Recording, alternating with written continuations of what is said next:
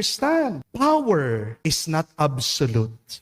Power is just temporary. But humility endures. Wala naman nananatili sa taas forever eh. Boss ka ngayon, bukas, retired ka na. Ngayon sikat ka, bukas, may mas sikat pa kesa sa'yo. Ngayon may pera ka, bukas, ubus na yan. Pansinin niyo po, kahit naman ang ibon na mataas ang lipad, bumababa pa rin para kumain ng uod. Kaya huwag mong isipin kapatid na nasa mataas kang posisyon palagi. Kapag nakalimutan mong magpakumbaba, doon ka na nagkakasala. Merong mga ibang tao, dahil lang may pera, akala mo kung sino na. Di po ba? Pero hindi mo masusukat ang iyong pagkatao sa dami ng iyong kayamanan. Kapatid, tandaan natin, ang lakas, ang kapangyarihan, ang kayamanan ng posisyon, panandalian lang yan.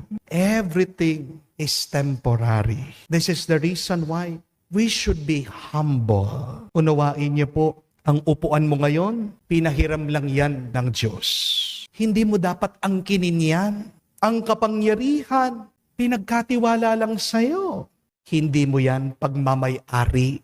Ang pera, kahit na gaano pa karami ito, hindi binigay sa'yo yan para pagmayabang mo. Tandaan niyo po mga kapatid, kapag binigyan ka ng sobrang daming pera, kapag nakakasobra ka, yan ay pinagkatiwala ng Diyos sa'yo. Kasi naniniwala siya, kaya mong gamitin yan pangtulong sa kapwa mo.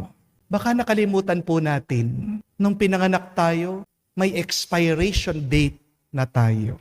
Wala naman pong forever na buhay dito sa mundo. Lahat tayo, lilisan tayo dito sa mundo. Kaya huwag kang mabuhay, nakala mo hindi ka mamamatay. Darating ang araw, bababa ka din sa upuan.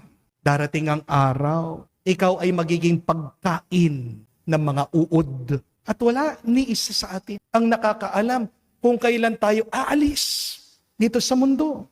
Di po ba? Kaya nga, ang pinakamagandang ugali ay ang pagpapakumbaba dahil pinagpapala ng Diyos ang mga may mababang kalooban.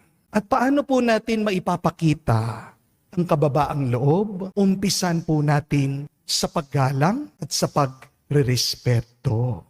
Remember that humble people are respectful people.